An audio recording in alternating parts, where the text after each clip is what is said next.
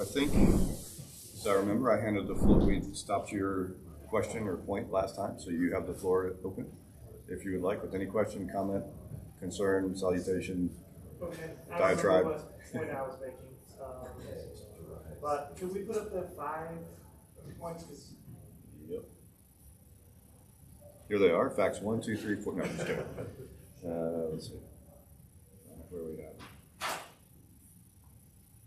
And then I guess if I could just start off, then I would start with the necessity to more clearly define what sources are valid and how we determine that.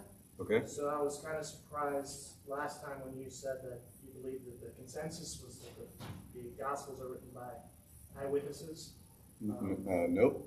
What I said, the Gospels are eyewitness accounts compiled by a number of authors. There's debate over whether the people whose names are associated with those Gospels are the authors of those, but that the general idea was that the Gospels were believed by most scholars to be material that was compiled by people who were in touch with the eyewitnesses. Some of these scholars believe that eyewitnesses to some of those accounts were the authors. That is to say, if Matthew was the author of it, then he would have been eyewitness to some, but not all of those data. The same is true of others. But if the authors were not, in fact, the people to whom the authorship has been traditionally ascribed, that the scholars, most of those scholars still believe that they are eyewitness accounts that are gathered over time. Okay. So this is from the Oxford Annotated Bible. In their exposition in the back, it says, scholars generally agree that the Gospels were written 40 to 60 years after the death of Jesus. They thus do not present eyewitness or contemporary accounts of Jesus' life and teaching. Even the language has changed. Though Greek had become the common language used between groups whose primary languages were different in the Eastern Roman Empire, and inscriptions and fragments of Greek traditions of the Hebrew Bible show that Greek was used even among Jews within Judea. Jesus, his disciples, and the crowds would have spoken Aramaic, a Semitic language closely related to Hebrew, which it had replaced as the principal spoken language of Palestine. Despite the scholarly efforts to detect an underlying Aramaic original from Mark and Matthew, it is probable that all the evangelists wrote in the common Greek of their day. Further, the vast majority of Hebrew Bible citations in the New Testament are taken from the Greek translation of the Hebrew Bible, the Septuagint. So most scholars don't believe that these are eyewitness accounts. They believe that they are traditions passed down and translated into. So I don't understand how you took that statement and made it into most scholars don't think that those are eyewitness. Because this is the standard view. This is the Oxford Annotated Bible is giving the standard view of what scholars believe, and there are multiple others. I'm in between houses, so I don't have all my books available, but this is the standard view that I've read in the most widely distributed introductory text to the New Testament. Why is it this? So, for 2 points. First, why is this the standard view? You say Oxford's summary is the standard view. Why do you think that? It's presenting the standard view because this is just a general introduction. How do you know it's presenting? How do you know it's presenting the standard view? Because I've read this literature, and I know that that's considered the standard view in other literature as well. And this is by the top scholars in the field who are saying that they're presenting the standard view. How do you know they're the top scholars in the field? Because they're from Oxford. I mean, that's one of the key things. But is that a circular argument at all? No, I don't think so. I think we know that Oxford, they're one of the top universities in the world. But like I said, it's not just this. I've been studying this for 10 years and reading a vast degree of literature, and I know that this is standard view. I guess let me ask this question. Where do you think the material in the Gospels comes from? It comes from oral tradition. And oral tradition are the reports of? It started with people who were supposedly there. Yes. I don't think it's mythological, as some people do. Yep. So I think it obviously originated with people that were there, but it was passed down orally over generations. There's no one that was there that helped write these. How many generations do you think there are between in 30 to 40 years? Probably 2 or 3. Well, that would be a high production rate. You would need people pregnant, everybody would be pregnant at 15, and nobody older than 60 would be The life pregnant. expectancy was like 30, 40 years back then, most people. No, That's average. that's not. Yeah, average. People could live longer than that. That's what people die in childhood. Yeah, that's because of a heavy Well, amount people of People No, people lasted still. till 60. Yeah, people. Some did, but that was very unusual. No, Most people had routinely, died. it is fairly well established in history that people routinely lived to 70, 80 years old at that time. The reason that the average life expectancy is so low there is because the infant mortality rate and the young mortality rate is so high at the time. But- that is one reason, but But the did point I'm die making is there's frequently not in multiple their generations of people between when the events and when most scholars believe these are written down. It's not 3 generations of people. So it's not like somebody's grandson heard it from their father who heard it from their father. We're talking about 30 to 40 years time frame. Well, that's a pretty long time when you're talking about oral transmission. I mean, even now, today, if something happened 5 years ago, it can be hard to figure out what happened if there isn't video evidence or contemporaneous writings about it. We interview It's a long time. We interview 90-year-old World War II veterans all the time. Sure. And they can give us their view of what they saw or what they experienced, but a lot of times That's still considered eyewitness accounts, right? Sure. And we consider that to be fairly reliable. we do, yeah. Okay. But what I'm saying is that this is not the scholarly consensus that the Gospels are eyewitness accounts. So I think we disagree on what eyewitness accounts means. Maybe. I'm just telling you what the scholars believe. And I'm not saying there are a minority of scholars, mainly evangelicals, who do believe that the Gospels were written by who they're attributed to, and they make arguments for that.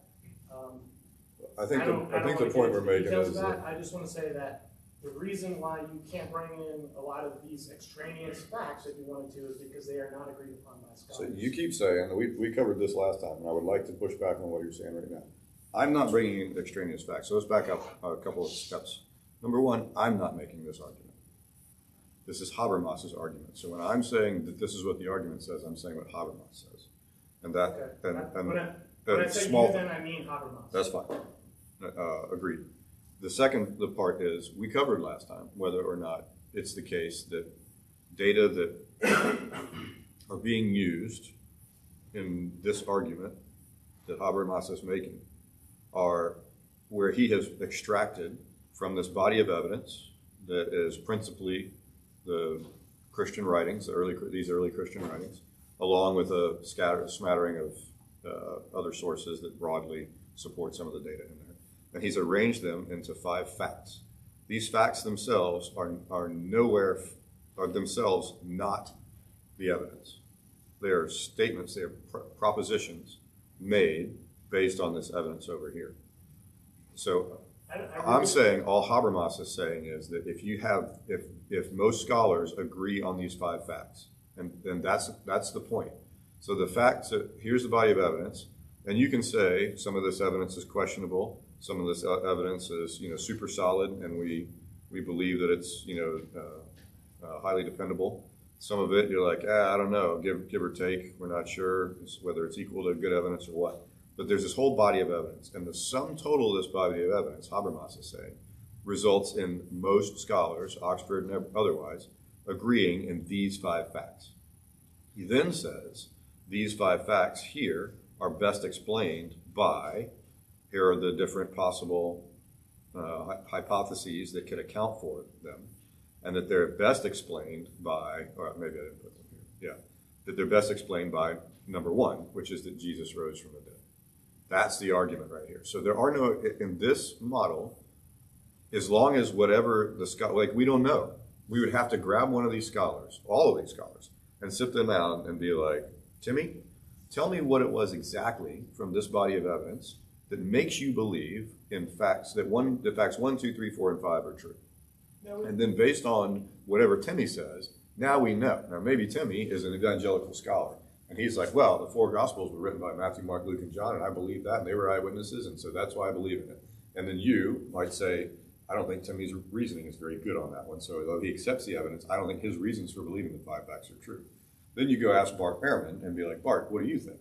And Bart's like, yeah, I agree with these 5 facts, and you're like, why? And then he points to another set of evidence that you say is, okay, well, that's closer to solid, so I think that's a good reason. that's exactly why they're only using the 5 facts, because the evidence is all in contention. right? That's why it's so important that we've agreed with 5 facts, because all of the other things that lead to it are in contention. Okay. So you asked me before to say how we could know the five facts. So I'll give you a brief understanding of how I think a lot of the scholars, particularly Bart Ehrman, has come to these facts. With your opinion, with your permission, let me say that what you're about to say is irrelevant. Completely irrelevant. I don't think so. It's irrelevant because of what I just said. You asked me this question last week. Then I retract the question. Because the question would be, it's irrelevant to this argument. It's relevant to other points of the discussion. But the argument that's being made, which is this group of people in the main accepts all these 5 facts, that's the point. Right, but then you want to bring in evidence. When you, like, nope, again, I don't. I say you, I mean Habermas, or whoever, I don't know, it was you who made the presentation, that Jesus was speared, that Thomas touched him, that Acts 1 applies. Those things are not included in the 5 facts. Those things are included in the body of evidence. They're included in the body of evidence. But what I'm saying is that evidence is not necessary for coming to the 5 facts, as you believe. Fair enough. So let's say that's fine. Let's suspend all of it, and say, agreed. For the sake of argument, I will concede all of it. The 5 facts are best explained by, says Habermas and Lycona, the 5 facts are best explained by the hypothesis that Jesus rose from the dead. Okay. As long as we stick to 5 facts, I'm happy. Yeah. And last week you had said that the 500 was one of the 5 facts. It's not. Well, I'm saying that that's in the evidence base from which the 5 facts are drawn. It's not one of the 5 facts. That's right. But what is the relevant fact? What's that? What is the relevant fact? The relevant fact of the disciples. So that one of the agreed facts is the disciples, yes, but not the 500. So the 500 doesn't count against, or doesn't provide evidence against a collective hallucination. Please, the 500. Yeah, you can't say if what you're trying no collective hallucination because these 500 people saw it. Yeah, if you want to, in my opinion, it still counts as evidence, but to your point, we would want to ascertain the reliability of that evidence separately from the evidence for the 12. Okay. Yeah, so or the 11. Yeah, we can say that the 5 points are agreed on, although I'm going to disagree with a couple of them. And then if you want to add in additional evidences, that's fine, but they have to be individually adjudicated as to their likely veracity. Yes. Okay. Absolutely. Yeah. Yes, sir. Just want to comment on that. It sounds like at least partially those scholars are basing their questioning of the first-hand account based on linguistic conditions. To me, that bears no weight because you have reports of first-hand accounts of countless things in history that are written and recorded in a language other than what they occurred. You have accounts of the Holocaust. Maybe that was the events that the words were in German or other languages, and they were recorded in English or Italian. You take CNN sends a reporter to the Middle East. They're recording statements in Hebrew and Arabic from Hamas and the IDF. They report that in English. That doesn't mean they're not first-hand accounts. They can also wait 40 years to record those in English. Right. It doesn't mean they're not first-hand accounts. Yeah, I agree with that, but and we'll hold on to that. But it's also not directly relevant to this. To Oxford, yeah. But we're gonna say that what he read from Oxford is not relevant because it's not talking about these 5 facts. So I happen to agree with you. And by the way, and the point that both of those points are well taken, and they were the points I was going to raise if we were going to talk in that direction. But in the interest of sticking directly to at least this topic, I wanted to top on these 5, stay on the 5 facts. So just kind of an interesting recent event. So there was the Secret Service agent for Jacqueline Kennedy, who recently came forward, had stayed out of the news for a very long time, had some differing accounts of what happened when Kennedy was assassinated, and but because he was traumatized, according to the press, was traumatized by the whole situation, avoided it. He's at the end of his 80, 90, and has since come up with additional information on Kennedy assassination. And it's kind of challenging some certain things about whether there was 2 bullets, a magic bullet, or there was 1 bullet. And he's there should be a book it's already out or coming out.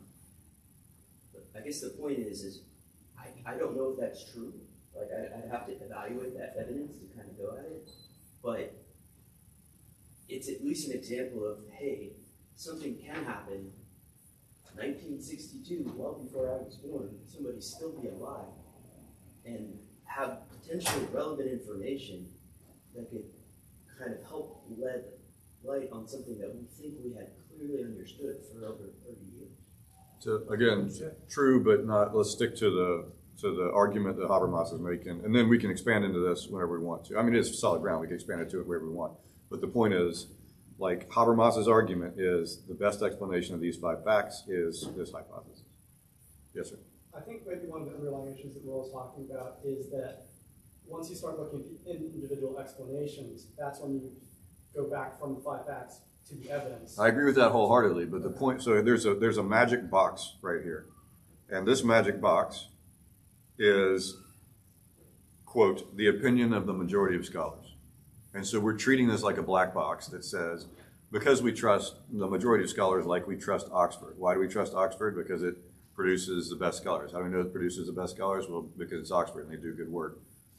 We're giving up. We're not even addressing Habermas's, like, we don't even know who Habermas says are these, like, who are he reviewed the literature, right? How much literature did he review? How many scholars exactly? What were their names? What were his criterion for deciding that they agree with these 5 facts? All of this we're treating like a black box, right? All of that is judiciable, so to speak, in a process if we wanted to. And that would take a significant amount of scholarly effort. Like, if we're going to be like, yeah, we're going to bite off on that one, well, break out the text, the manuscripts, the photographs, the papyri, the palimpsests, so all that stuff, and let's start looking at the primary sources. That's not what we're doing here. What we're doing is treating this argument as if Habermas is saying there were a bunch of guys that agree on this one is roughly true. We're just suspending our disbelief in that and saying yes. And then the second thing we're doing is saying this is an argument from authority, which, by the way, is a logical fallacy. Oxford says it, therefore it's true. Not correct. Also, it's the case that Habermas's scholars say it, therefore it's true. Also not correct. So this isn't actually built on deductive logical reasoning. This argument right here, which is, I still think can be a good argument, is an argument that says something like this. And this is the reason I was asking I spent so much time earlier, a few weeks back, jabbering on why you already believe things. Why do you believe them? Habermas's point is something like this. You already hold a bunch of beliefs about a bunch of things, facts, and they are evidenced in some particular way. All right, and you already believe them. Now, what was your scales for that? And his point is something like this.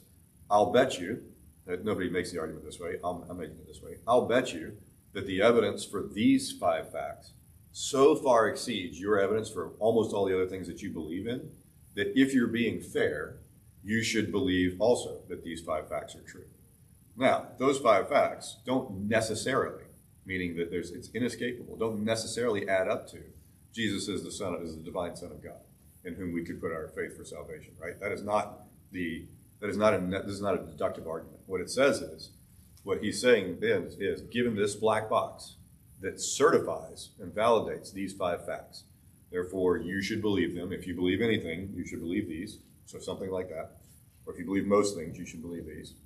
Now the question is, what's the most reasonable explanation? What's the best explanation of those 5 facts? Did he swoon?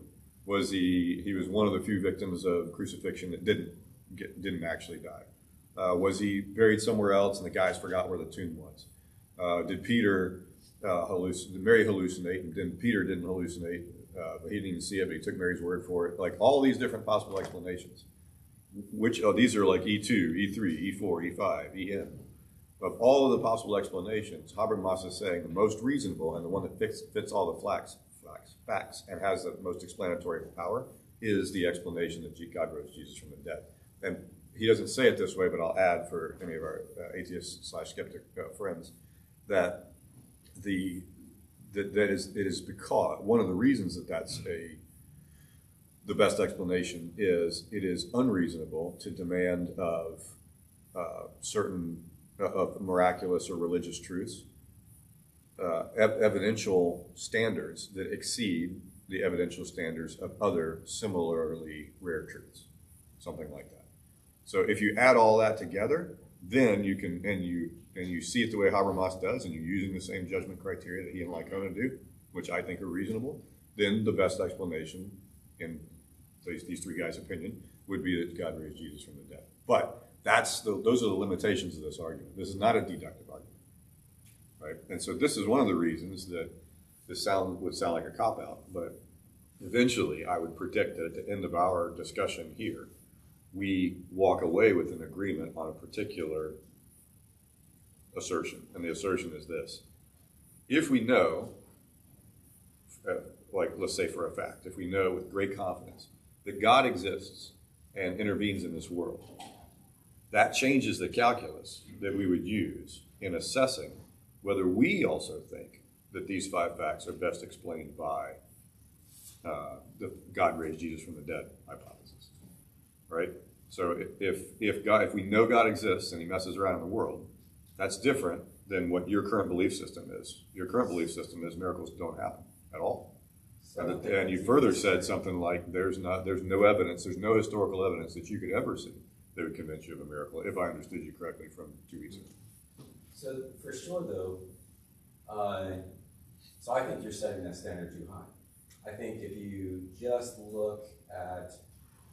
have the possibility that some things can occur that are not natural to what we see ordinarily, and I think that's almost required of any person, even a scientific naturalist, who would say the universe began to exist, right? That is not a natural phenomenon. Maybe, but I don't want to. So, I'm happy to set the standard too. Let me finish my point. Okay. But at the very least, if you just are open to the idea that unnatural things can happen, then I still think that these facts would lead to the same conclusion that we're arguing for. Maybe so. You don't have to necessarily say that. Now the historic religion. Fine, but let's find out whether that's true. Let's find out whether that's true for Will. Well, that has a bearing on it. Well, let's ask the question at the lowest possible standard level. Which don't finish your point. Hold on to your point, because this answer will inform your point. Right. Is there any way to prove, and by prove I don't mean mathematical, I mean so that you would believe it, that a miracle took place in the past? Not through historical evidence. What kind of evidence would prove it, a miracle in the past? Well, proof probably isn't the right way. Maybe I could come to accept. Yeah, that you would believe it. Let's say that you would believe it. I'd have to have some kind of religious experience, I suppose, but that wouldn't even be proof. That would be a subjective. It's all subjective, my brother, because it's all your belief systems are all subjective. Than others, okay, what would be subjective to the point that you would say I have high confidence that this is true? Yeah, I don't know. Something would have to happen. Like what? In my current state, it's not something likely to occur. So I want to break this out, and I'm going on the attack here, so apologies, but I want to break this out because his point. I would argue that. Hold on. Well, let me. Saw the fallacy. I know, but I agree, but we'll get there in its place. Yeah. If you're going to say I have high confidence that X is true, and it is of a religious, I guess you're saying it's of a miraculous nature, religious nature, or like what is it about this that makes it so questionable to you that you won't accept the evidence that everybody else? Because it's supernatural. So you keep bringing up that we should hold it to the same standard as other similar things. Yes. Herodotus was a Greek historian. He wrote many things that are our only sources for things that occurred in early Greek history. Yes, right. A lot of it suspect. We accept, a lot of it we don't. Yes. But one thing scholars don't even try to look at are all the miracles and monsters, and he says one city was attacked and the gods sent down lightning and killed other armies. Historians don't go back and forth to try to determine if that's real, right? They just reject that out of hand. Even if it happened, it's not something that historians can discover. Well, sort of the causality there, right? So they might agree that that some sort of weather event killed a bunch of these guys. They just don't think that Zeus is throwing bolts. But they reject any supernatural explanation. It's not something that they even discuss. Okay, I agree that they are, but let's forget about they. Let's talk about you, because we're talking about you. You're subjective. Their position Why do you accept their position? Because there's a bunch of other guys that say differently. There are no historians that look at Herodotus and believe that there's a possibility that the supernatural events that he relates are true. Nobody that I know of thinks that Herodotus was relaying true events about monsters and these miracle events. Okay. Right? They're just, and that goes with all history. So I guess what I'm trying to find out is, where do you think this line is? When the explanation is supernatural. Yes. So I think we could even look into, was he resurrected? I got it, but you're jumping ahead from my reasoning. I'm trying to figure out what you think the difference between nature and supernature is. Supernature is something that goes beyond the natural world, how it works regularly. What's the natural and world? involves how things work ordinarily without intervention from any kind of external supernatural entity, like God, spirits, or demons. So to your mind, that disrupts the natural world. Do you believe that the world comprises only time, space, matter, and energy? Is that what you mean by the natural world? I don't know. Maybe there's some other kind of weird natural entities that I don't know of. Dark matter, I don't know what that is. Well, that's still matter. Maybe. We don't know what dark matter is. Right. We just know that it affects gravity. Well, we still think it's governed by what? Laws of nature. Yeah. So, and by laws of nature, we mean specifically physical laws that are driven. No, we mean regularities in how nature works. But let's say what I'm saying is, so dark energy, I agree that we don't even really have a good concept of what that might be.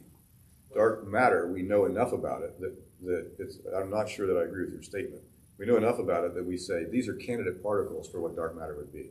And furthermore, we expect that they interact in the following ways with ordinary matter, and that these interactions would look like X, Y, and Z, and they would happen with a certain amount of frequency, and so we can build these detectors. Immaterial, but there could be other things. Like now we understand that about dark matter. Maybe we didn't a while ago. Maybe there are other parts of nature that we don't yet know that go beyond these things. I'm not ruling that out. Yeah. What I'm saying is there are demons and angels and gods and supernatural entities that are outside that just change those laws. You mean specifically there aren't other agents? Right. Supernatural agents that interfere with the natural world. But I'm trying to get the distinction down. I think you're using an acceptable modern definition of natural versus supernatural. But I don't accept the definition. And the reason I don't accept the definition is, if you looked at the modern world and you said something like this, the natural world only comprises time, space, baryonic matter, and energy. And that's the natural world. And anything beyond that is supernatural. Then that might not be accurate. Right, even that's within, not what I'm saying. I know, I said if you were saying that wouldn't be accurate. Or if one were saying that, one would not be accurate. And the reason is you have unjustifiably said there's no such thing as dark matter or dark energy. Why? Because it's not governed by stuff that we've detected so far or current laws of physics, and therefore it does not exist. That's not the way scientists reason. So I'm trying to figure out why you're reasoning that way. Because if we reason that way... I'm not rejecting those things. I'm saying that there are probably tons of things about nature that we have no idea about. I'm asking you, to me, things like other agents, non-visible agents, would be part of nature. I just think that's the way we define supernatural... And I'm arguing with the definition. And I'm saying your definition is not a good one because your definition presupposes without justification. Now, if you give me a justification, I'm okay with that. But I want to know why you're excluding the possibility of these other agents existing. Because throughout history, there hasn't been evidence of that. There's been tons of evidence. Hold on, let me, you asked me a question, Yeah. and you You're right, go ahead. And in the early days of human civilization, we accepted all of these supernatural explanations for things because we didn't have good science, we didn't really understand things. As we got into the Enlightenment, we started to apply the rule that we don't accept supernatural explanations because they're not really explanations. They're just kind of a title for something that we don't understand. Yep. You know, if we don't understand how life diversifies, we just say God created all the different forms. But once we do understand it and we learn about evolution, then we come to a naturalistic explanation. So science and historical investigation only really started to make a lot of progress when they ruled out using supernatural explanations, because supernatural explanations ended the search for the actual explanations, which have always turned out to be natural. And so that's just the rule of science, and that's why science works. That's not to say that there aren't other possible explanations. It's just to say that science, and history, which is a form of science, it's not designed to investigate events outside of the natural world, as it has been defined by most, well, probably all scientists, right? That's just not what science is for. Science can't prove that God exists. Science can't prove that God doesn't exist. Science can't prove that miracles happen. Science, the purpose of science is to determine what happens in the natural world, naturalistically. So to use it to try to prove miraculous events is to misuse that tool. It's like trying to use a hammer to put in a screw. So now I'm done. Okay, so let's look at some of these. Well, that's what he's saying here. It's not working very well. Yeah, so part of what I'm pointing out is, right here, if science only looks for natural events, science cannot be used for miracles or supernatural events, then why are you insisting that we use it? I'm not. So what, I think this fair whole enough. process. Then let me ask a separate question. What method of inquiry allows you to discover these other potentially true things? Let's say it is the case that such things exist out there. What method of inquiry are you saying you have? I don't think there is a method of inquiry that can determine them. I think they have to be believed by faith. Why do you Which think for me is unreliable, so I don't accept it. that's not what you said earlier? What you said earlier is if you had some experience directly yourself, that you would. Right. I might believe it, but I still don't think that I would be justified in believing it because I could have had some kind of mental disturbance. You know, there still are always other possible explanations. It might cause me to accept it, but I don't think it would. I still don't think it could be justified. Isn't that objection true to scientific observations? No, because they're externally verifiable by other people. So are miracle claims. But they're not. What do you mean they're not? They're not something. If an angel appeared right here and was like, nice to meet you, name's Gabriel, may have heard of me, got a trumpet, here's my trumpet. Pretty cool trumpet. I'm wearing shiny white clothes, whatever else, how do you like my hairdo? It changes over the millennia. And all the people in the room see this. Yes, we could verify that we saw that. We couldn't verify that it was a miracle. Maybe David Copperfield is around the corner and he's creating some kind of magic trick. I've seen all kinds of things. Isn't that also true of any scientific claim that we make? Yeah, that's why science uses all kinds of tools to try to prevent that. But you know, what scientific tool is used to prevent David Copperfield from coming in and faking the results of the experiment? Yeah, they're not very good at that. Uri Geller, for example, convinced a bunch of Stanford professors that he had psychic powers. Yes, right. Which were not accurate. It took a magician to go in there, James Randi, to demonstrate how Uri was pulling that off. That's right. So science isn't always very good at weeding out deliberate deception. And yet it's highly reliable according to you, whereas your own experience and the experience of other people you know is not highly reliable to you.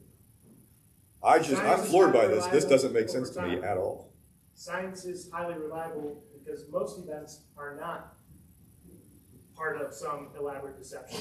Science continues to investigate things all the time, and science never says, this is the end of the investigation, we're 100% right, we can't question whether someone did deceive us, or, you know, that's a part of it. So it's self-correcting. When they discovered the Higgs boson, what's that? When they discovered the Higgs boson, how much effort do you think they put into looking to see whether somebody faked it? Or looking to see whether David Copperfield did anything about it? I don't know. Probably not much, because it would be very difficult to do it given the kind of technology that was used. I think it would be pretty much impossible to I think it'd be a little more They- susceptible than you think, but I'll take They did do multiple that. checks, they had multiple people look at the data, Yeah, but I'm talking about whether the data itself were faked or not. but they did multiple tests, so someone would have had to fake it many times. How many discoveries of the Higgs boson did we make? Well, you only discover it once, but then subsequently you continue to. And The how many thing about repli- science is it's replicable. how many replications? Nobody could have replicated what the Stanford scientists did, because Uri Geller wouldn't have been in their Right. lab. Right. Right, But so the when you've Higgs you got- can. Let's say the Higgs you can. How When many you've got times two did different labs and they're coming up with the same results, it's very unlikely that it was. I got it? But I have a discrete question, which is how many times did they verify the I don't know the details. 126 GeV signal I don't of know. the Higgs? So I think you would be surprised sometimes at what the evidence actually is for it. So if you do know it, forgive me, I'm just talking to other people. When we detect the Higgs boson, nobody's ever seen the Higgs boson, nor have they ever detected the Higgs boson. In fact, we can't even detect the particles into which the Higgs boson decays. Right. We watch for we have a theoretical construct of multiple ways that the Higgs might decay, and we create when they are running at current power levels at their max, they create about a Higgs every second. It takes about 1 billion collisions of a certain type, and they have 1 billion a second. In the current one, it was 1 billion every 2.5 when they discovered it kind of initially. So you get a Higgs every second, as far as we know. But it's a theoretical construct only, and completely undetectable by science. Those things live for 10 to the negative 20th seconds. Okay, so that decay of Higgs into daughter particles and daughter particles into the twin photons that need to carry a certain energy, and if we see 2 photons hit the Atlas detector or one of the other detectors at a particular angle, at a particular time, within a particular period of time, we infer from that those 2 things were only produced by these daughter particles, which is not necessarily true. There are other processes that can produce high energy photons that hit these detectors in a certain way, et cetera. But we think that because of our understanding of the theoretical standard model of particle physics, which, by the way, newsflash to some, maybe old news to others, most scientists who work on it don't think is right. So we're working on a theory, a standard model of particle physics, that most of the people who work in the field say it's either incomplete or an improper explanation, because it lacks a lot of the features that we want from a good theory. But we still build squillion-dollar colliders off of it and say things like we discovered the Higgs boson, even though we know the model is incompatible with our theory of gravity, and our best theory of gravity, and we also know that it has major symmetric problems to it, and it necessitates that we should have certain particles that we absolutely should have found by now and haven't found. But that is all, I'm not saying swept under the rug, because in science you have to proceed, like we can't know it all on day one, we got to keep working at it, right? So I'm okay with that. But the bottom line is, we'll say things like, yeah, we discovered the Higgs boson, we'll look back in history and be like, oh, that wasn't the Higgs, this is what we discovered, this is what actually happened, and we had the wrong explanation. Now, what that ought to do is lead us to a greater. You don't want to count it as a discovery because we didn't see it, but that's not the only way we discover things in science. There's a theoretical construct, and then there are implications from that. Say, if this is correct, then this will happen. Yes. And then they did a measurement, and they found that happened. All right. So I know, but what I'm trying to contextualize. Discovery, could it be wrong? Yes, of course. Any scientific discovery could be wrong because there's some factor that we don't understand. But to the best of our knowledge, that's the current state of things, and that's how science works. Is to say, from the best of our knowledge, this experimental result comports with the theoretical expectations that we predicted, and that's strong evidence that this is correct. Now, I want you to know I'm not anti-scientific. Like, I count myself as highly scientific. I love science. I spent a career in believing in its deliverances and proposing things for it and working in it. So I'm pro-science. But the history on science is not good. If you back up, every 100 years you back up, like the number of things that if we say to the best of our knowledge and we write it down on a piece of paper, we go back 100 years, half of it's wrong. We go back 200 years, 75% of it's wrong. We go back 400 years, 90% of it's wrong. right? We've So gotten better and better as we've gotten rid of supernatural, superstitious kinds of. we are not getting better and better is the point. I mean, look at our society now and look at it 100 years ago. We were riding horses with no electricity, maybe 120, 150 years ago. Yes. I mean, society is completely revolutionized by science.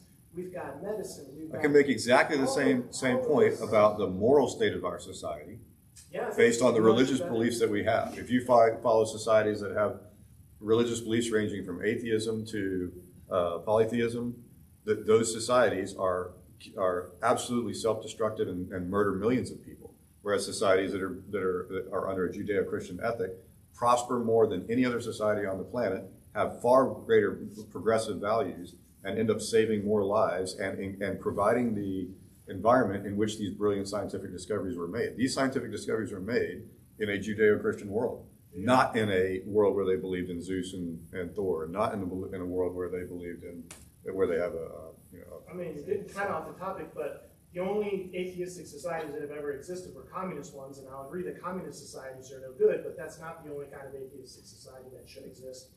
As long as Christianity had its greatest power in the Middle Ages when they were burning witches, killing atheists. There's no way I could say any of this even a couple of hundred years ago.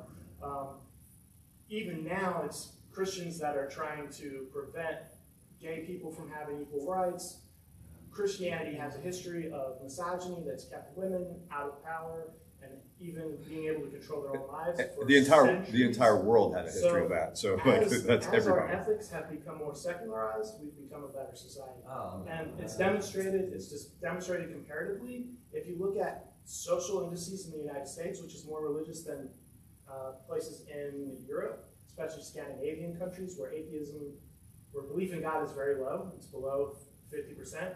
They are far better in all social indices, including things like teen pregnancy, pretty much across the board. Those societies do better on what we would consider ethical. So at some point, way outside. At some point, I'm willing to debate. All of the statements that you made are things that we have discussed in this room, and I think that I will speak for most of the people in the room and say that at least most of the people in this room, myself included, believe that many of the statements you just made there are factually and demonstrably inaccurate. However, to your point, I don't think that they're relevant to the discussion. Right. The reason that you're talking about that is because you think that I was talking about that. I was talking about that in terms of the moral landscape that comes from this set of religious beliefs is superior to these other moral landscapes. So you were responding to that point, which is legitimate. I made that point, though, to say, in response to your point of this is where scientific truth comes from, is places where science was valued. And my point was, these places where science is valued are derivative of the places that already believe in this this religious culture that you're that you're objecting to for being anti-scientific. And my point is, it's the opposite. The opposite is true. We are a scientific community because of our belief in God. We are a scientific community because we believe. We're not, the majority of scientists today don't believe that. But that's how we got here. That's the point. And science developed out of religious society, yes. A particular kind of religious society. Over time and more effective. So a particular kind of religious society. And I don't think it got more effective the less religious that we got. In fact, I'll argue with you that despite your confidence that we have gotten better at science, I believe that the last 100 years have seen a significant regression in science. Yes. And that regression is not that we don't have microwave ovens, which we didn't have 100 years ago. Agreed. We're on board with that.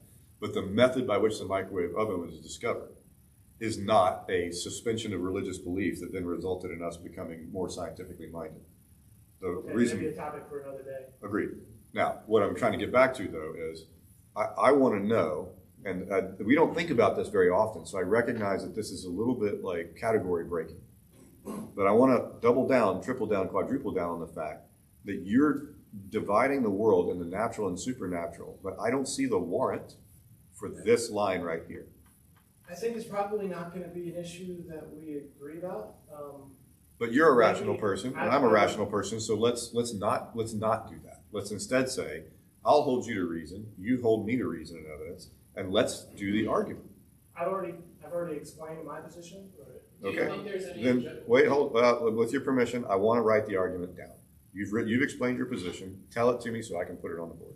It's not really an argument, it's just the way that we do science excludes supernatural explanations. Well, I think it's science method and historical method, assuming naturalism, like the only way to be justified. Like there's no justification outside of those two things. If you want to say, like the whole purpose of this is to say that the resurrection is demonstrated historically. Right, but So I'm rejecting that as we're moving up that meta. You're saying is only the scientific method and like historical method, maybe collecting for testimony. these kinds of things. I think there's all kinds of truths that are like that have to do with the nature of humanity and so forth that are more easily understood through literature or poetry. You know, I don't reject Well, that. those are true things about the world. There are true things about human life. So what's the justification for that? Like you believe in that that's true. I think those are justified differently than how we try to justify historical or scientific propositions. They're propositions about what it is to be human. Not even really propositions, they're just a way to understand what it is to be human. So is it possible to have justification in the belief in immaterial agents or immaterial minds? I don't think so. So why, if you're going to say something like this, there's a category of things of which we can conceive that do not exist. And there's nothing you can say that'll convince me that they exist. How is that not being closed-minded? I didn't say that there's nothing you could say that would convince me. You have There so might far be- said that there's There nothing. might be something that would happen to convince me, but I don't think it would be, Okay. it would be justified. Okay, what is it? I don't know, I've said that too. I can't think of anything that would convince me So of that. tell me why that's not, if I made that statement back to you, tell me why, if I said this, I believe that God exists, and there's nothing that you can say historically, experientially, scientifically, that would convince me from believing that God doesn't exist. How are you not justified in thinking that I'm closed-minded? Because, Because you do think I'm closed-minded if I say that. no, not really. I mean, I just think that that you're using faith. I don't think you're justified in that belief, but I wouldn't necessarily say you're closed-minded. You, for whatever reason, What do you think what does closed-minded mean to you? Unwillingness to accept demonstrated truths. Okay, unwillingness to accept demonstrated truths. How do we demonstrate truth? Demonstrate truths different ways depending on what kind of truth Okay, we're interested in. okay, Right, immaterial minds. yep. So do you believe that people have minds? I'm not sure.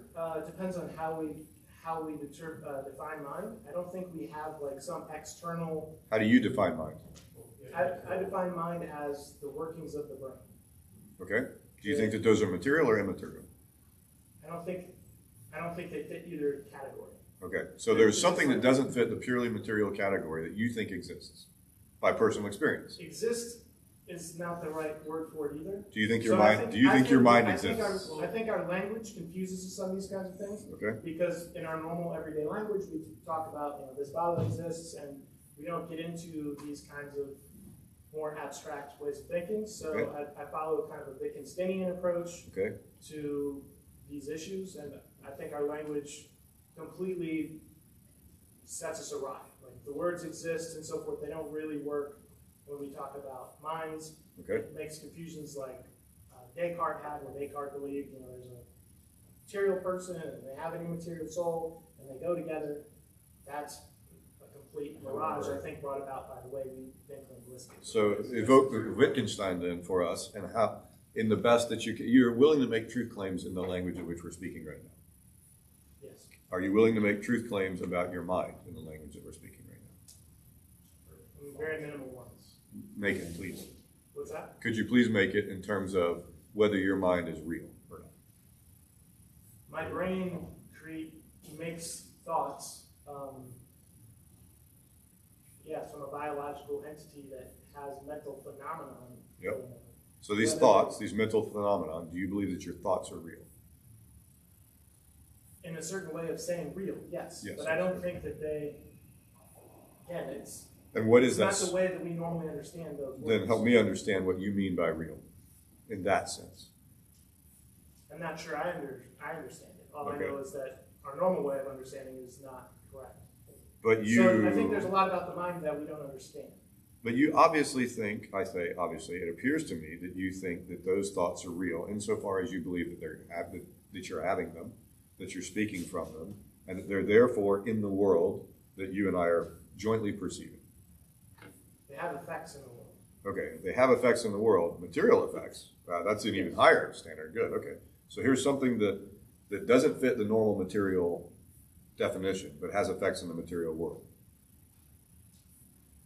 Yes. You see where I'm getting with this? But they're the result, thoughts are the result of a material entity. So if I say I throw something, Yeah. right, and we talk about that object has a trajectory. Yes. The trajectory is just how we explain like what the result was of me throwing it, but it's not a thing. Right? Yeah, the trajectory is not an entity in the world. Yes. So I would think of thoughts like that. So I think like when you say trajectory, I think this is a very good example. When you say trajectory, so what actually happened in the world? In fact, two things happened in the world. One was this co-location of atoms and molecules and energy and whatnot took this other co-location and chucked it in your direction, and then you caught it. Okay, being the skilled athlete that you are, you caught it perfectly in between two fingers. Okay, so that occurred in the world. Now, was there a trajectory? And what do you mean? What do we mean by trajectory? Trajectory is a description of the path in space and time, which are also some sort of thought construct, of how this co-location got to that co-location and how they interacted. It is a description. And a description is an abstract rendering of what happened. It's not the thing itself, it's a description of the thing itself. And if there's a description, there's a describer. And the describer in this case is your mind and my mind. And so you took this description in your mind and you called it a trajectory, and you articulated it very well. And you articulated it so well that when you put it into my mind, eventually my mind understood your description and said, not only do I understand it, I see that it's replicable to such a degree that I now believe that whatever your description of this and my understanding of your description of this fits the physical world in such a degree that you and I both agree exactly what happened, and furthermore, what would happen if we did it again.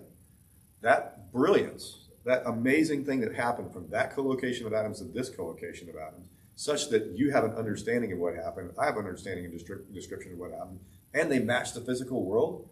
This is a deliverance of theistic thinking. This is not a deliverance of atheistic thinking if you're going to also couple it with a belief like this: the only thing that exists is time, space, matter, energy. That's incompatible with what you and I just said. Right? I didn't claim that. You claimed that you had a thought and you understood what a trajectory was. I didn't claim that those were the only four things that existed. And it's okay. As I've been saying, I believe the brain to be a natural material object, and our thoughts are the result of that. So no, I don't think it has anything to do with Okay, if time, space, matter, and energy is not what comprises natural, what else comprises natural? I don't know. That's what I said. There could be other things. I'm not willing to make a claim that those are the only four things that exist in nature. Okay. I don't know if there are other things. I don't know if there are not other things. But as an example, I know, but here's what you're saying, brother. Here's what you're saying. I'm saying that there are not supernatural entities. Yes. I'm in the last.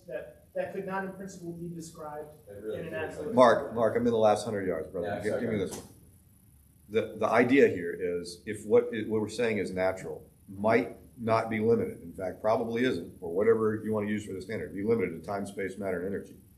And you furthermore believe in things like thoughts and descriptions that arise causally, okay, fine, from time, space, matter, and energy, but that these things arise from those things, but that you don't think that other agents like your own mind that have effects in the material world. So your thoughts have effects in the material world.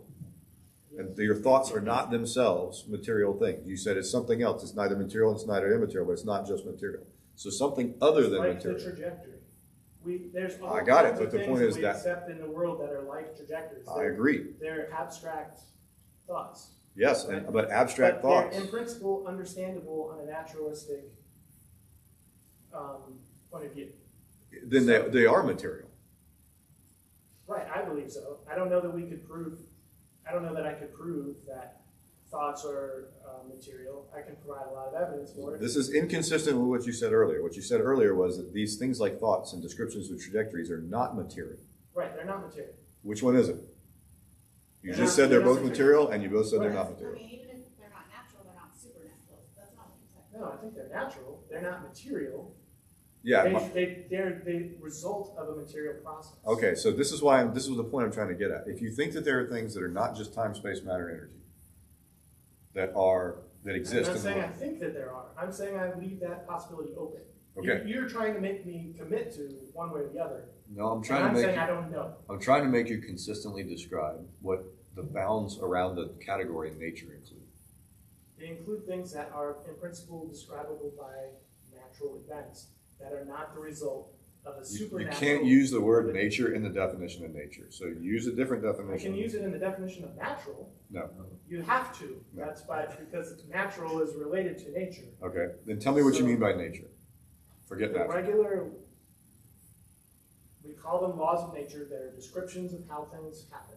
Yep. We don't know all of them. We don't understand all of them. Okay. But that's what I mean. So reducible to impersonal laws? Well, I don't want to go there yet. What I want to know is, what are the laws of nature? That these are laws. I don't know all of them. So, Okay, so if I you mean, don't I know think all you're of kind them, you're trying to force me into this thing where we've got these sort of abstract ideas, and it's a kind of a Socratic or a Platonic strategy where if you can't exactly define these things, then somehow it's not a proper way to go about things. So yeah, I can't exactly define what natural is and then never have any exceptions to that, or never be able to expand it based on new knowledge. I can't do that, but I don't think it invalidates the general idea I'm trying to put across. And the general idea that you're trying to put across is that there are these supernatural elements, God, who's intervening. So, whether there are some borderline areas or not, I think is immaterial. I reject the idea of God, a supernatural entity that is beyond all natural laws and can interfere and change them at his will or his whim, and can supervene what normally happens, not based on any other kind of natural law, but based on that entity's will. I'm trying to get an idea of why that's the case. Why you don't believe that? Yes. Well, there are a lot of reasons why I don't believe in God, and that takes us far afield. Okay. But what this discussion is about is whether that is helpful in determining what probably happened in the past. Okay. And What I'm trying to get at is, I think trying to make an explanation off of such an entity is unhelpful in trying to find out what probably happened in the past. It's not a good methodology of learning the truth. I'm trying to say that what you're if we adopted your maxim right there, we would never, A, have come up with science, and B, we wouldn't make any scientific discoveries at all. Yeah, I just think that's untrue. I understand that you think that's untrue, but I'm trying to show you, in my opinion, why it's justifiable for me to make that statement. And I'm trying to start with the idea here that you have scoped natural to be limited to things that happen as a deliverance of natural law. Right? So if we can describe it via natural law, then it is something that is true, that we can believe in. I'm saying that right now you don't know how your thoughts arise from natural law, and yet you still believe in them, and that you put them in. Let me lay it all out. You believe that these, you said earlier, somehow not the same as material, maybe not immaterial, but not material. By the way, material and immaterial are category exhausting opposites, because material and not material. There is nothing other than either material or not material. That is logically the only two possible. So what is the trajectory? The trajectory is a mental description, is an abstract description that is a mind-dependent object. A mind-dependent object. But is it material or immaterial? Let me finish, please. I let you have the floor. Here's the floor.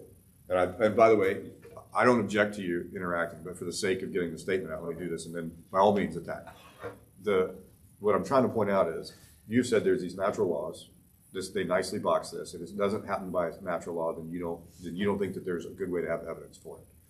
You admit, as far as I can tell, that thoughts arise from that which is in nature, but not by any natural law that we know of. And yet you still believe in them. You deny the existence of other minds like your own, that your mind has effects in the natural world. Your mind is characterized by things like immaterial processes, like thoughts, the processes that are not strictly material. Yet you deny that other minds like your own might exist and interact with the material world as well. That is to say, angels, God and angels are other immaterial minds that would interact with this world. Agents that have material causality that are not themselves strictly material, like your mind is not strictly material. So you deny these while you accept this one, and I'm saying, I'm saying that in my mind, that seems inconsistent. I deny all immaterial minds. I think all minds are connected to brains. I said they are physical brains. Like a trajectory, it requires a physical body to throw it. A mind requires a physical brain to think them. A substrate to act on, right? But you have agreed that like the trajectory that we're talking about, that's not a physical thing. Right, nor is it immaterial. I don't think it fits either. You said that there's only those two categories. Yeah, well, physical and material are synonymous. So it is not a trajectory is not a material. I also don't think it's immaterial. An immaterial thing. It's a way of speaking. It's generous. So here's all things in the world, right here. All things in the world. And here's a line. And this is material, and this is not material. This is very poorly written. I'm going to do that again. By the three laws of logic, only two of them, or three of them, it is not possible for there to be anything in existence at all, metaphysically, that doesn't fall into one of those two categories. That's why I said I don't think the word existence is very good for talking about things like trajectories or minds, because it doesn't fit into either of those two categories. I'm not talking about the word existence, I'm talking about the word material. Pretty sure you just said existence. Look at the M, this is what I'm talking about, material. Right. Material and not material. I don't think trajectories or minds fit into either of those categories. Okay, and I'm telling you that right there is highly illogical. Why? Because this is the statement A, and this is the statement not A. And one of the three most basic laws of logic is either A or not A. But you're assuming that there's not a third category. Yes, that's what that law of logic says. It's the law of the excluded middle. It is either you cannot be rational. That only applies if there actually isn't a third category. Yeah, but the only way to make sure there's not, so that's like A or B, there could be another category, C. But when you have a particular truth claim and its negation, that is what the law of the exclusion of the middle it captures, is that it has to be one of these two. A or B, you're right, possible third option. There's no possible third option. I think that there is. You're just stating that. You're saying that there has to be. That's literally every philosopher in the world. No, it's not. Yes. Wittgenstein, and there are many Wittgensteinian analytic philosophers. Nobody says that. Do you think there's any philosopher of logic? No. I think that you're misapplying it. Immaterial. You're misapplying that logical rule because you're just arbitrarily making up these two categories and saying it has to be one of these. I don't think that ideas like trajectory, like mind, fit into either of these categories. I think that they are a construction of our language in the way that we think. They exist in a certain way, but they don't exist in the way that you want to. I got it, but what I'm trying to tell you is, according to the laws of logic that are universally accepted, that's not true. Wittgenstein did not say that anywhere that I have ever heard of. I don't think that you're understanding what I'm saying. Look at this. It's elephant. Like that thing is an elephant or not an elephant. Right. That's but totally minds are not than elephants. trajectory. Yeah. A trajectory is either a trajectory. Why does it have to be either or? I'll show you. Please let me show you. A trajectory is either an elephant or it's not an elephant. Why? Well, Because the distinction elephant and not elephant correctly divides without exception all of reality. All of reality is either an elephant or it's not an elephant. All of reality is either a bowl of Jell-O or not a bowl of Jell-O. All of reality is either in your mind or not in your mind. Into something that's not physical at all. I'm sorry. What was Jell-O and elephant, and we're talking about trajectory. A trajectory is either an angel or it's not an angel. So you A think trajectory is either God or it is not God. You think a trajectory is an immaterial thing? Yes. What does thing mean? When you talk about immaterial Concept. The concept. Okay, it's a concept. Yep. Yeah, but I don't think that that doesn't exist in the same way that we use it when we talk about elephant. He's saying it's still physical dependent, like if you wiped out every Right, human still- physical brain, the concepts would also be destroyed. I agree that these are mind dependent. Well, he would say brain dependent, physical brain dependent. Well, but we're talking about a mind. That's the So cause. the fact that the things that we're talking about are not material things implies that there's something not material that goes on with the brain. So I agree that brains exist. I also agree that whatever these non-material things are exist. And apparently you do too, because you've described them as not strictly material. Right, but it doesn't need anything immaterial to create a trajectory. Sorry, it's a physical person that throws something and it creates a trajectory, which is an immaterial thing. Let me give you an example without doing that. Imagine for a second a baseball stadium that is 500 feet in the air above us. And you imagine the pitcher throwing the ball to the catcher. Can you imagine that? Pitcher throwing the ball in the air. To the catcher, right? They're in a stadium that's 500 feet above us, an imaginary stadium. And the pitcher throws the ball to the catcher. You got it? All immaterial. None of that exists in the material world. Right? We were talking about a completely made up baseball stadium that is irrationally suspended 500 feet in the air, and you got it. You understood exactly what I I'm can talking understand, sure. That means that the understand all thought- kinds of abstract ideas. So that is a thought about something that is not physical. Okay, never denied that. Regardless There we of go. its cause. Scott, Yeah. Like if what generated it. I load up Minecraft, Yeah. is that material or immaterial? Well, it depends on what you're talking about. Okay. Yeah. Is the code that it's running on, is that material or immaterial? The code in this world reduces, so I think there are two things that go in there. There's an information content, semantic content, and then there are the electromagnetic states that represent the storage and memory and process that goes on. So memory alone is not enough, process alone is not enough, you need memory and process together in order to make it happen. But ultimately, the subjective experience that we have when we play Minecraft that produces thoughts in our mind, those thoughts are themselves not material things. And he agrees that they're not material, strictly Right. material. They're not material in the same way. But if I have an AI running Minecraft, is AI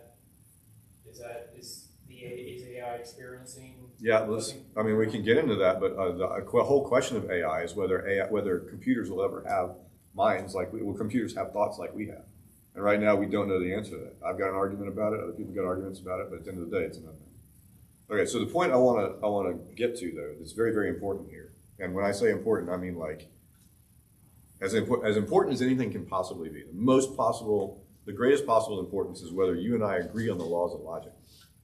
And if we don't agree on the laws of logic, nothing we can do is gonna matter, right? Right, we agree on the laws of logic. Okay. I don't think that this discussion fits the way that you want to make it. Okay, optimally. I think that there's better ways to talk about things like minds than to have this dichotomy between material and immaterial, because it's something that's caused by material factors. You can call it immaterial, but it's not necessarily like how we discuss other immaterial things. So all I'm trying to say is that this is a more nuanced kind of thing to talk about than to just try to put it in one of these two categories and then that's the end of the discussion. So let me disagree with you and say that it all boils down to this. Okay. And the reason I say that, here's the reason that I say Like I that. said. Here's the reason I say that. This is material. And this, according to you, is immaterial. But there are lots of immaterial things that are not supernatural. Please. You're telling me that the distinction between what you believe and don't believe is the line between material and immaterial. No, I'm not saying that at all.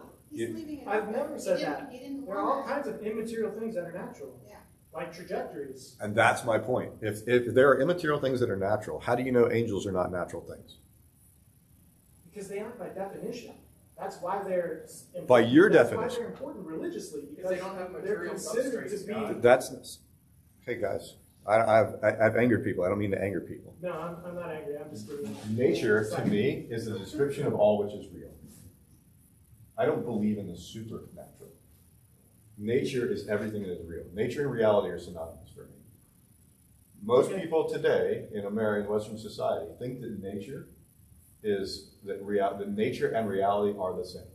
That all which is in nature is all which is in reality. That's a standard that a lot of people believe. All right, so I'm mostly reacting to that. I think that's unjustifiable because we can conceive of things that are not in that that physical nature, and yet we say they don't exist. That's an unjustified thing. And so what I'm trying to get to is, if you're going to divide the world into these two categories, I want to know where your line sits, and I want to know why it sits there. Because what you're saying is stuff like angels don't exist because they're not in nature, which is identical to the statement, if you think that nature and reality are the same, which I think you do, is identical to the statement of angels do not exist in reality. Right, and I told you that. And that's a circular argument. I told you that I'm drawing the distinction between entities that can operate outside of all natural laws and subvert the natural laws based upon their own will and whim. I don't think angels exist outside the natural laws and can subvert the natural laws to their will and whim. So, for example, in the case of the resurrection, that's something that doesn't happen in natural law. It requires, according to you, requires God.